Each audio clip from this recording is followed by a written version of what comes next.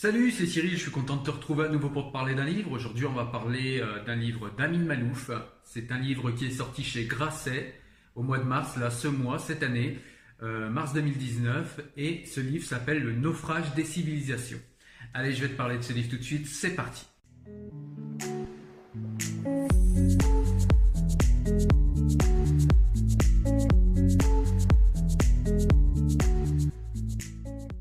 Alors Amin Malouf, déjà, c'est un auteur dont on a parlé plusieurs fois sur la chaîne. C'est un auteur que j'aime beaucoup. On en a parlé la toute première fois, la toute première vidéo que j'ai fait. Ça avait été une vidéo où j'avais été un petit peu poussé par la communauté des réseaux sociaux que j'avais autour de moi, qui me disait allez, fais-nous une vidéo sur ce livre. Puis du coup, j'avais commencé à faire des vidéos à ce moment-là. C'était il y a 2 ans environ. Donc je vous parlais de ce livre, Les Identités meurtrières. Donc c'est un livre qui est sorti il y a 20 ans, un peu plus même. C'était en 1998. Et c'est un livre où déjà Amin Malouf nous parlait en fait de l'émergence de toutes ces identités malades, de tout cet identitarisme qu'on voit un petit peu partout dans le monde. Et déjà à cette époque-là, il nous alertait sur la montée de ces identités malades. Voilà. Il y a 10 ans, il nous sortait un autre livre, un essai dont j'ai pas parlé cette fois-ci sur la chaîne. Cet essai s'appelait Le dérèglement du monde. Donc c'est un livre où pareil, il alertait sur tout ce qui se déréglait dans le monde, sur l'économisme, sur les identités malades, les valeurs morales corrompues, les valeurs morales qui étaient en baisse dans toutes les civilisations. Il essayait de dégager un pourquoi, un comment, avec une vision très très fine. Et donc là, on arrive sur ce livre, sur cet essai, Le naufrage des civilisations, où on est dans la continuité de ces 2 autres essais dont je vous ai parlé. C'est pour ça que je vous en parle aujourd'hui. Et donc en fait dans ce livre il va nous parler un petit peu de l'état des civilisations actuelles. Donc la constatation comme quoi les civilisations sont en difficulté un petit peu partout dans le monde, voilà, c'est pas quelque chose qui est très compliqué à voir, je pense qu'on l'a tous vu. On a des énormes défis qui se posent devant nous et dont parle Amin Malouf dans ce livre, donc le réchauffement climatique, l'économisme, les populismes qui montent un petit peu partout dans le monde. Voilà, donc ça c'est un petit peu le cadre qui est posé et ça c'est assez simple à faire. Je pense que n'importe qui est un observateur du monde actuel peut voir ça. Mais quand même on va sur ce genre de rappel dans ce livre avec la vision assez fine, même très fine d'Amin Malouf. Mais l'idée principale, une des idées principales du livre en tout cas, c'est que cet effondrement moral et cet effondrement des civilisations à laquelle on est en train d'assister a commencé principalement à partir de ce qu'on appelle, c'est une théorie, la théorie d'un historien dont nous parle Amin Malouf dans le livre, et c'est une théorie en fait qui veut que en 1979 il y a eu un inversement, c'est-à-dire qu'en gros il y a eu une révolution conservatrice à plusieurs endroits dans le monde et en même temps. Alors pas forcément avec la même forme, mais en tout cas des révolutions conservatrices effectives quand même dans tous les cas. Voilà, donc il nous parle de 2 grands exemples, il y en a d'autres dans ce livre, et puis il y en a d'autres également, autres que les exemples qu'il donne dans le livre, c'est une liste qui n'est pas exhaustive, mais en tout cas lui il donne 2 grands exemples. Il nous parle dans ce livre de la révolution conservatrice en Iran, voilà, donc quand l'Iran est passé d'une dictature plutôt laïque avec le Shah d'Iran à une révolution conservatrice, une révolution islamique avec l'avènement cette année-là de la République islamique en Iran. Et puis il va nous parler également de la révolution conservatrice qui a eu lieu chez nous en Occident, donc en Angleterre précisément, avec le thatcherisme et puis après avec l'Amérique de Reagan qui a suivi, où on invitait tous les chefs d'État d'Occident à faire en sorte que l'État se désengage de la vie économique et qu'on libère les énergies, comme il le disait à l'époque, puis comme ça se dit encore maintenant. Et donc voilà, donc c'est un petit peu le point de départ et en tout cas le point central, un des points centraux du livre. C'est cette année de l'inversement, cette année des révolutions conservatrices qui serait pour Amin Malouf en 1979. Donc au début du livre, Amin Malouf va nous parler un petit peu de là où il vient, puisque Amin Malouf c'est quelqu'un qui vient du Liban, du Levant, ce qu'il appelle le pays du Levant. Ses parents, eux, étaient plutôt, vivaient en Égypte et du coup il va nous parler de l'Égypte de son enfance. Voilà, ce qui correspond à l'Égypte des années 40, 50, 60, 70, voilà, dans ces années-là. Et puis il va nous expliquer voilà, comment l'Égypte était un pays plutôt multiculturel, enfin en tout cas pluriculturel, où il y avait plusieurs minorités qui vivaient extrêmement bien. Il va nous parler ensuite de l'avènement du nasserisme, l'arrivée de Nasser au pouvoir, l'arrivée du national-socialisme sous Nasser au pouvoir en Égypte. Il va nous parler également de l'influence qu'a eu Nasser en Égypte, évidemment, mais dans le monde arabe, puisqu'il avait acquis une grande notoriété, notamment grâce à la victoire qu'il avait obtenue dans le conflit qu'il avait avec les Occidentaux, le conflit du canal de Suez en 1956. Donc voilà, il va nous parler un petit peu de tout ça, ça va être un petit peu le point de départ. Donc il va nous montrer également comment l'Égypte sous Nasser était beaucoup moins cosmopolite, les minorités ont été chassées et c'est comme ça que lui-même avec sa famille ont été presque expropriés de l'Égypte et c'est de cette manière qu'ils sont arrivés au Liban.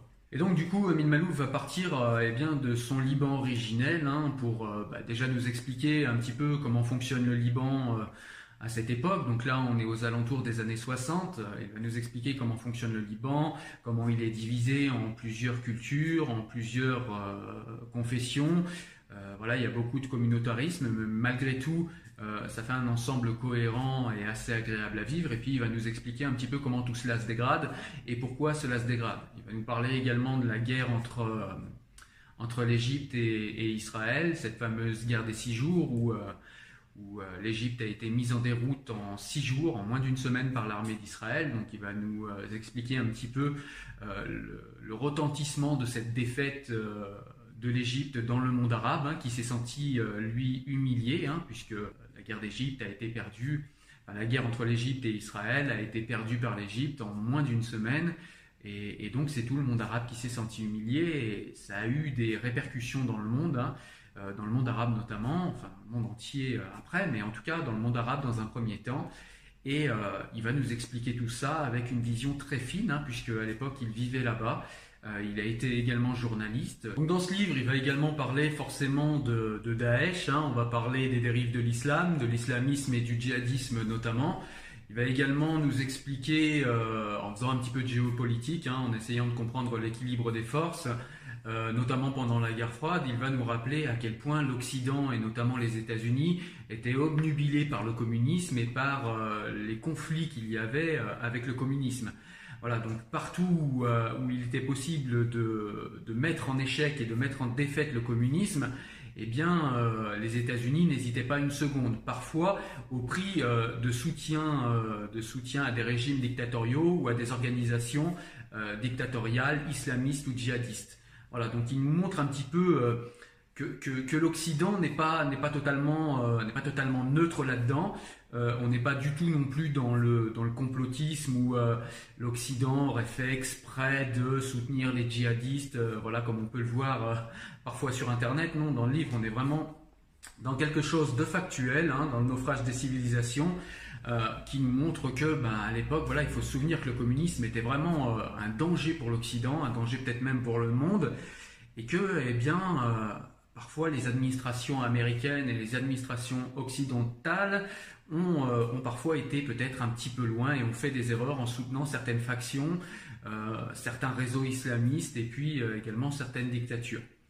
Il va nous parler également dans ce livre de l'avènement et de la montée en puissance de civilisations, comme la Chine par exemple, comme l'Inde, voilà, de ce que cela va engendrer sur le monde, ce que cela va engendrer pour le climat, ce que cela va engendrer en termes de pression sur les ressources naturelles. Voilà, on va parler de tout un tas de choses comme cela dans les chapitres qui suivent. Donc dans ce livre, il va également nous parler de ce qui a aidé la révolution conservatrice, dont je vous ai parlé tout à l'heure et qui aurait commencé selon Amin Maalouf en 1979. Et ce qui l'aurait aidé, en fait, c'est la chute d'abord lente du communisme et puis ensuite le démantèlement complet du communisme avec pour point d'orgue la chute du mur de Berlin en 1989. Comme le communisme en fait s'est effondré, toute l'idéologie socialiste s'est effondrée avec et a été décrédibilisée. Et on a ensuite décrédibilisé toute action de l'État dans l'économie. C'est-à-dire qu'à chaque fois que l'État essaye d'agir sur l'économie, que ce soit pour redistribuer les richesses ou pour réguler ce qu'il y a à réguler, eh bien ça a été décrédibilisé en nous montrant à chaque fois le communisme, regardez à quoi a mené le communisme, etc. Comme si entre le libéralisme, le néolibéralisme économique et le communisme, il n'y avait pas de nuance, il n'y avait pas d'autres possibilités pour l'État de contrôler l'économie, de la contrôler un petit peu, parce que malgré tout, eh bien l'État, c'est un petit peu son rôle, hein, c'est ce qu'il nous explique dans ce livre, eh bien de mettre son nez dans l'économie pour réguler ce qu'il y a à réguler, parce que justement, chez nous en Occident, depuis la révolution thatchérienne, la révolution conservatrice thatchérienne, et ensuite Reagan qui a suivi aux États-Unis, eh bien, les États se sont désengagés de l'économie et on voit qu'en fait, il n'y a jamais eu autant, depuis cette révolution-là, d'inégalités dans l'espace occidental. Et puis, il n'y a jamais eu autant de gens qui vivaient sous le seuil de pauvreté, de gens qui vivent malheureux. Et tout ça nous est expliqué dans ce livre et d'une manière également assez nuancée et fine. Et c'est ce que j'aime beaucoup avec Amin Maalouf. Alors il nous parle aussi dans ce livre de la financiarisation de la vie, hein. Il nous parle de tous ces gens qui sont extrêmement bien payés et surtout du fait que plus personne ne s'en offusque, hein. C'est-à-dire qu'aujourd'hui on voit des footballeurs qui sont surpayés, on voit des gens de la télé-réalité qui sont surpayés et puis on voit des travailleurs sociaux qui sont payés, qui sont vraiment très très mal payés et surtout, on voit que ça n'émeut plus beaucoup de monde en fait dans nos pays et il y a une espèce de... on s'habitue à tout ça et il nous parle de tout ça dans ce livre et tout ça selon lui serait dû à cette fameuse révolution conservatrice et à l'infusion et à l'influence qu'elle a eue sur les sociétés civiles où désormais il est acquis pour la grande majorité que c'est comme ça et qu'on ne pourra rien y faire. Il nous parle aussi également de cette société, alors pareil, c'est dans le même état d'esprit, hein, c'est à cause de cette révolution conservatrice, il nous parle du coup de cette fascination pour le tout argent, c'est-à-dire que dans notre société, eh bien, on va par exemple, alors lui il parle des quartiers, hein, il prend cet exemple-là, où on va admirer un dealer ou un artiste qui chante et dit n'importe quoi, parce qu'il gagne beaucoup d'argent, et du coup on va valoriser socialement ces personnes-là, plutôt que de valoriser l'instituteur, la personne qui, comme je vous le disais, travaille dans les hôpitaux, les aides-soignants, tous ces gens-là. C'est-à-dire que les travailleurs sociaux vont être dévalorisés. Ce qui va être valorisé dans notre société, c'est tous les métiers qui gagnent de l'argent. Et surtout, ce qu'il y a d'important, c'est que les inégalités ont toujours existé, hein, les choses qui ne vont pas, les déséquilibres ont toujours existé, mais ce qu'il y a de particulier à notre époque, c'est que plus personne, ou presque, ne s'en offusque. Et tout cela paraît extrêmement normal. Et malheureusement, ça n'a pas l'air de s'arranger quand on regarde l'état du monde actuel. Et ça n'a pas l'air de s'arranger non plus quand on regarde un petit peu le discours des hommes politiques de par le monde. Il parle justement de la théorie d'Adam Smith, hein, qui est un économiste qui a théorisé cette fameuse main invisible du capital qui, par une espèce de spiritualité économique, hein, c'est une chose d'ailleurs qui plaît beaucoup à ceux qui croient en Dieu, et notamment à une grande nation croyante comme les États-Unis, cette fameuse main invisible de l'économie qui régulerait l'économie d'elle-même et dont l'État devrait se désengager le plus possible. Voilà. Et on voit que depuis cette fameuse adhésion de toutes les nations occidentales à la théorie d'Adam Smith, on voit que cette fameuse main invisible, en fait, elle ne régule pas grand-chose, hein, et la seule chose qu'elle fait, c'est créer de la misère sociale et c'est, comme je vous l'ai dit plusieurs fois, de créer des inégalités comme on n'en a jamais vu au cours de notre histoire. Et tout cela est expliqué de manière fine et factuelle dans ce livre. Donc on a un grand passage également, hein, j'y reviens, sur l'Iran, sur la révolution conservatrice en Iran, sur la manière dont Khomeini est arrivé au pouvoir et dont il a opéré cette révolution conservatrice en Iran, de l'impact que ça a eu sur le monde arabe, hein, forcément. Puis il nous parle également aussi d'un point important pour le monde arabe, c'est le choc pétrolier. puisque le choc pétrolier en fait a donné des moyens d'un coup très importants à des pays qui étaient somme toute un petit peu à la marge du monde, contrairement aux pays du Moyen-Orient et du Levant. Des pays comme l'Arabie Saoudite ou les monarchies du Golfe en général étaient complètement à la marge des civilisations, hein, et puis de l'humanité dans ce qu'elle avait de global dans les années 40, 50, 60, 70. Et à partir du choc pétrolier, eh bien, les monarchies du Golfe vont avoir beaucoup d'argent et vont se trouver avec un excédent de richesse très important. Et à partir de là, elles vont se servir de cette richesse pour grandir leur influence au sein du Moyen-Orient. Et cette influence, eh bien, elle a grandi et elle s'est faite notamment par la religion et par l'extrémisme religieux, hein, puisque l'Arabie Saoudite, on rappelle que c'est quand même une théocratie encore. Amin Maalouf nous explique dans ce livre comment l'Iran de Khomeini et l'Arabie Saoudite ont essayé chacune de leur côté d'étendre leur sphère d'influence et puis comment elles sont devenues des ennemis géopolitiques également. Il nous parle également un petit peu du communautarisme. Hein, voilà, on voit que nos sociétés se fracturent et que les gens souhaitent se regrouper en communauté. Alors Amin Maalouf, c'est quelqu'un qui a vécu le communautarisme dans le Liban. Il n'en a jamais eu une bonne image. Hein. Dans tous ses livres, en principe, il parle du communautarisme comme quelque chose vers un système en fait politique vers lequel il ne faut absolument pas aller, hein, puisque contrairement à ce qu'on croit, ça déchire les sociétés, puisqu'il n'y a plus forcément de valeurs communes, il n'y a plus forcément d'horizon commun, d'utopie commune. Chacun est replié sur sa propre communauté avec ses codes, ses valeurs, ses règles et surtout ses intérêts particuliers et distincts du reste de la société, ce qui crée des frictions dans les sociétés occidentales.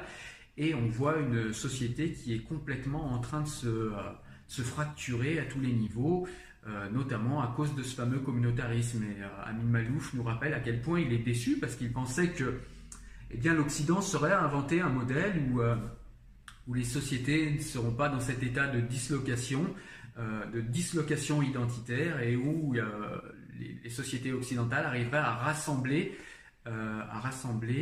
toutes les communautés, toutes les personnes de toute origine confondue derrière un projet commun. Voilà, donc il nous montre un petit peu tout ça, hein, de manière factuelle et c'est très intéressant. Alors la fin du livre, je ne vais pas forcément vous la raconter, mais en tout cas on n'est pas sur quelque chose d'extrêmement optimiste. Hein. Il nous parle également, j'ai oublié, du climat, hein, forcément on parle d'écologie, du dérèglement climatique, de la consommation excessive, de la financiarisation de l'économie, j'en ai parlé un petit peu tout à l'heure. Enfin voilà, on va faire un petit peu le tour de tous les défis, de tous les sujets qui agitent les sociétés et les civilisations actuelles. Il va parler également du délitement moral de toutes les civilisations, notamment occidentales, hein, qui avaient une avance considérable dans ce domaine-là. Et voilà, on voit que l'Occident devient un petit peu cynique, enfin même beaucoup cynique, et que les valeurs morales de l'Occident et la prépondérance des valeurs morales occidentales sont en train de s'effondrer, ce qui fait que l'Occident n'est plus du tout un modèle pour les autres pays du monde. Et c'était un rôle qui était, qui l'obligeait à certaines responsabilités aux yeux du monde. Hein. Il parle notamment de la France et des États-Unis.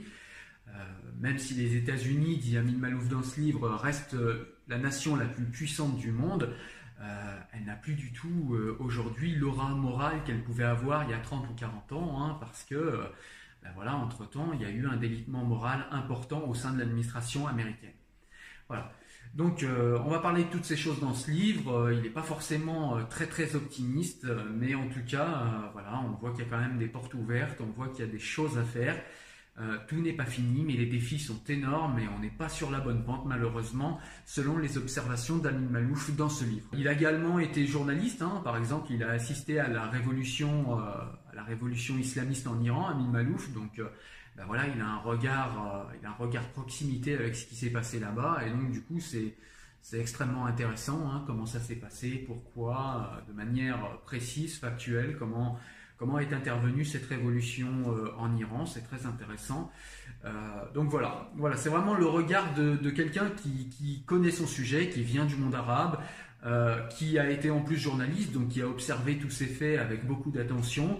Et en plus dans le livre, ce que j'aime, c'est qu'il prend beaucoup de hauteur, hein, c'est-à-dire il n'est pas simplement dans une description des faits, se place parfois à certains moments du livre en historien, où il prend un petit peu de hauteur et il essaye de mettre tous ces faits et toutes ces choses qu'il décrit dans le livre en perspective, hein, essayer de, de le placer dans le temps, de le placer dans le contexte historique également. Ça nous permet d'avoir une vision du passé, du présent et de plusieurs avenirs possibles, mais en tout cas voilà, de comprendre un petit peu ce qui s'est passé et comment on en est arrivé là, et du coup ça aide à comprendre comment on peut en sortir. Voilà, donc c'est un livre que j'ai adoré, que vraiment je te conseille, hein. Ça s'appelle Le naufrage des civilisations de Amin Maalouf aux éditions Grasset. C'est sorti en mars 2019. Il faut absolument que tu te le procures et que tu le lises. C'est vraiment un livre majeur quand on veut comprendre eh bien, l'état du monde actuel et l'énormité des défis qui sont devant nous en tant qu'humanité. Voilà, j'espère que tu as aimé ma présentation du livre d'Amin Maalouf. En tout cas, si c'est le cas, je te laisse me mettre un petit pouce bleu, hein, ça m'aide à monter dans le moteur de recommandation YouTube et puis ça me fait toujours plaisir. Je te laisse également t'abonner à la chaîne, hein, si jamais c'est toujours pas fait, comme ça tu pourras être notifié si tu appuies sur la petite cloche qui va bien des prochaines vidéos que je mettrai en ligne et donc du coup des prochaines recommandations livresques. Je te laisse également aller sur le site Enfant du siècle si tu veux voir des extraits de livres, des recommandations livresques, avoir des liens d'achat pour les livres. Enfin, il y a tout ce qu'il faut pour un bon lecteur engagé sur ce site-là. Donc, je te laisse aller voir si jamais ça t'intéresse, hein, je te mettrai un petit lien en description. Et puis, je te laisse également, si tu penses que mon travail le mérite, aller me soutenir sur mon profil Tipeee. Moi, je te dis en tout cas à la semaine prochaine pour un nouveau livre.